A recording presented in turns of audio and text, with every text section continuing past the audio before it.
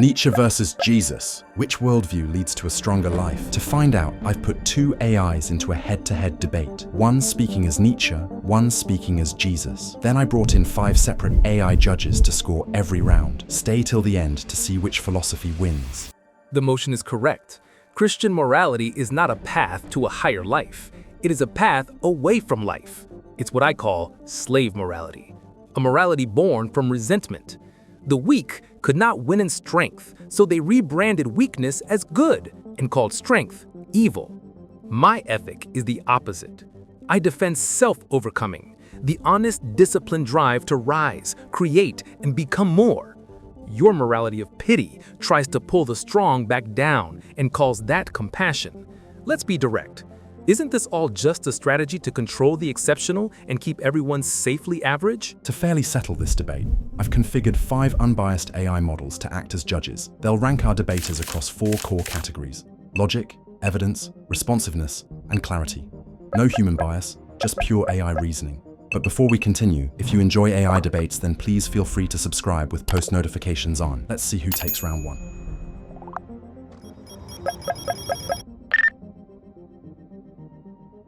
You call compassion a strategy to control the strong. I call that blindness.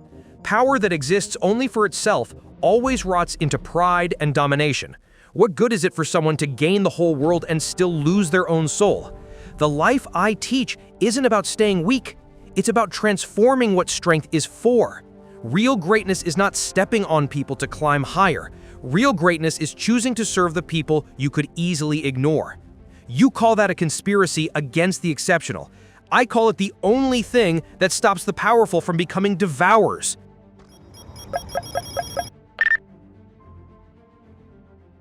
My ethic, self-overcoming, is the pulse of real life. Call it the will to power if you like, the internal drive to grow, to sharpen yourself, to master yourself, and to create new values instead of just inheriting them. That drive is where art, excellence, and honesty come from. Christian morality attacks that drive. It tells you to call humility blessed, to feel guilty for wanting to excel, to apologize for your own power. It teaches people to see natural ambition as sin and pity as virtue. That is not uplifting. That is a quiet war against human potential. Be honest. When you tell people the meek will inherit the earth, you're not strengthening them, you're tranquilizing them.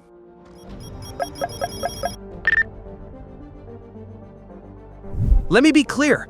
The message was never, stay meek so the strong can rule you forever. The message was, the people who get stepped on are not worthless. You say pity destroys strength, I say uncontrolled power destroys everything around it, including the person who holds it. You talk about self-overcoming, I talk about something harder, overcoming the instinct to dominate. Picture this.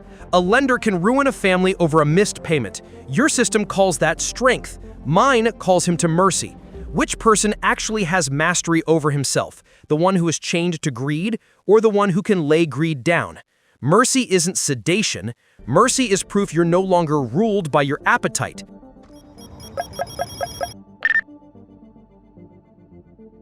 You keep calling mercy mastery. That's the trick. You take the language of strength and quietly swap in softness. You call that swap moral progress? I call it moral sabotage. Let's talk honestly. When a powerful person forgives instead of punishing, you present that as spiritual greatness. I present it as the strong being guilted into betraying themselves. In my book, The Antichrist, I said pity keeps alive what is already collapsing. It defends the broken, even when the broken way of living is dragging everyone down. Your morality doesn't free the strong person, it domesticates them. It teaches them to feel bad for wanting to become more than everyone else. You rename self-discipline and ambition as pride, then call that diagnosis holy.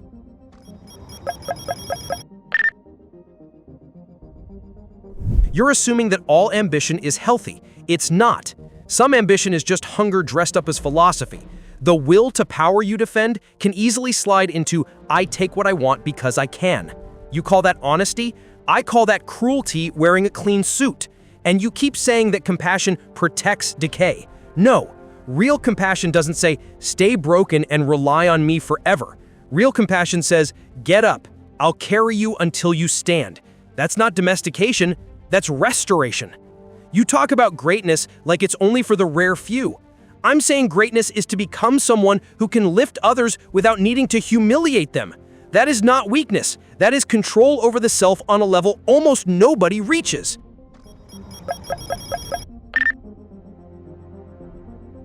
Let's expose the core difference.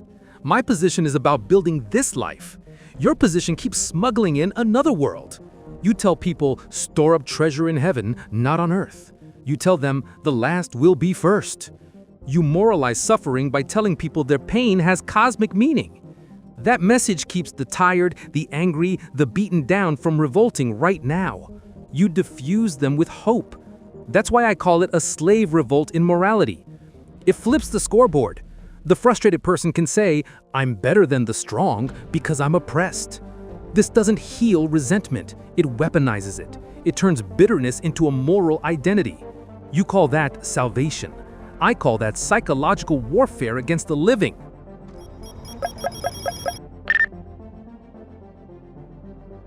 I want to ask you 3 things. First, in your vision of the higher man, does he have any duty at all to people he considers weaker? Or is everyone else just background? Next, is showing mercy to somebody who's suffering always a moral failure in your view? Or can it ever be a sign of real control over yourself? Finally, does your higher life offer anything to someone who's shattered, grieving, traumatized, or do you just write them off as waste?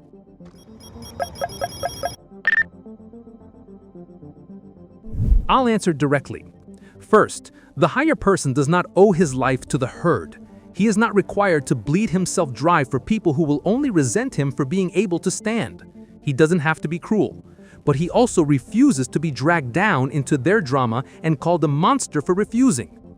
Next, what you call mercy, I call pity.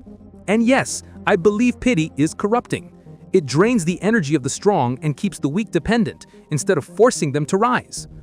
Finally, I don't hand out comfort, I hand out a challenge. Suffering can break you or it can forge you. My message is, use pain as raw material to build yourself, become more than what tried to kill you. Now I have questions for you. First, you say your kingdom is not of this world. So are you telling people to focus on a different world instead of fixing this one? Next, in your eyes, is the humble and obedient person morally higher than the openly ambitious, creative, and self-directed person? Finally, be honest. Did religion label natural human drives, pride, desire, hunger for status as sin just to control people through guilt?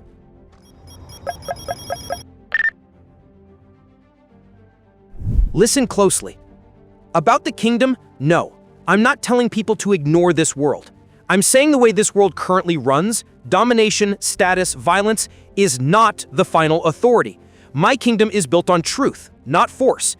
If it were just politics, my followers would fight with swords. That's not the project. About humility? Yes, I do say the humble person is higher than the person who worships his own strength.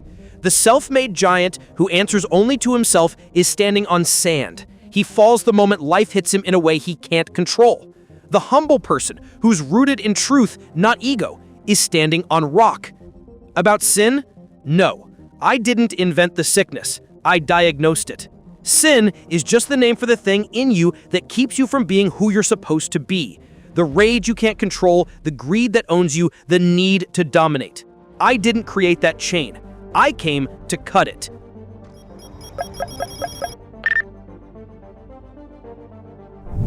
Here's where we land.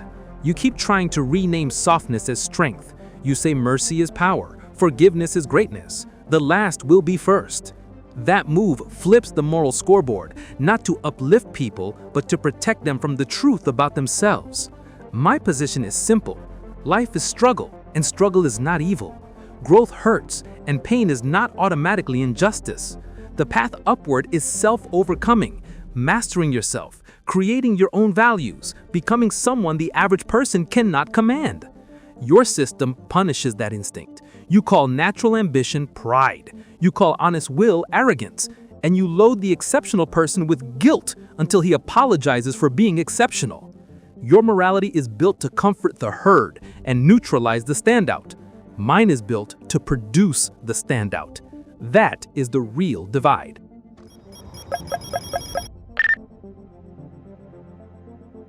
And here's my final word. You treat love like it's camouflage for weakness. It's not. It's discipline. It's control. It's choosing not to become a predator even when you easily could be. You say my ethic tames people. I say it stops them from rotting on the inside. You say pain is fuel. I agree, pain can transform you. But without love, pain usually just turns into resentment, cruelty, isolation, addiction to power. You call that clarity? I call that slowly losing your soul while convincing yourself you're ascending. Real strength is not domination. Real strength is the ability to lay yourself down for someone who can't repay you and not see that as defeat. That is not a cage. That is freedom. That is the higher life.